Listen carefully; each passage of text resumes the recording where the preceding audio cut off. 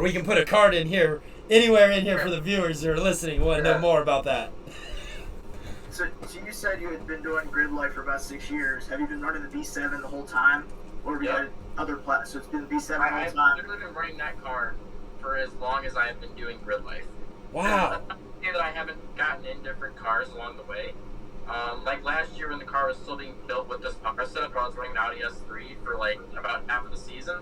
Okay. And then my friend Dewey's BRZ, I ran it at one event in Colorado like last year, which I have to say, the BRZ, you'd be surprised how fun that car is. Like, I did not expect that car to be nearly as fun as what it was. Because I mean, very they have balanced. No power, but you don't need the power with that car. If they're designed for around driver engagement. Like, yeah, it was the most fun cars I've ever driven, and it had no power. Like, you can't have more with that. It was just so much fun. You know what that reminds me of?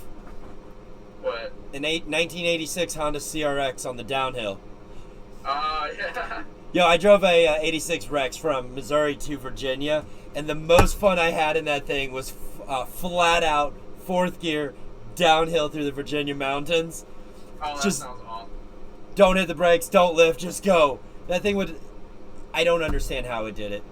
It would... Uphill though. Uphill. Uphill will be rough for sure. Yeah.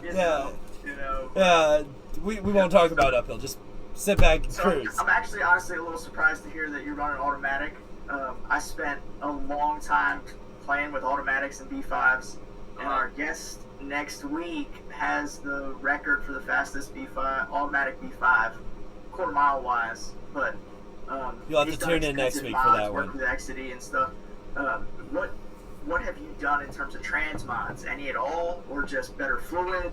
The transmission is actually tuned as well. Okay. For starters, the red line is 73 now instead of like the stock, which was like 7,000-ish. Okay. How much more power did you see from that? Like the line pressure on it, so we can actually like increase the pressure the clutches are at, so it doesn't slip with the more torque. Mm-hmm. So that did help for the longest time. But at this point, I think the transmission is just getting worn out. It's tired. And the entire idea with like sticking with the auto was that better shift time, especially like on a track setup.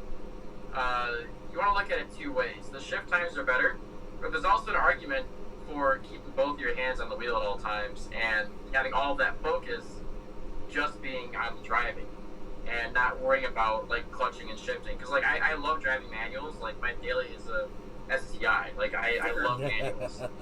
But I think as far as like a track application goes, maybe not even a track application, just a time attack application. If you can get an auto to work, that's your best option for the lap time.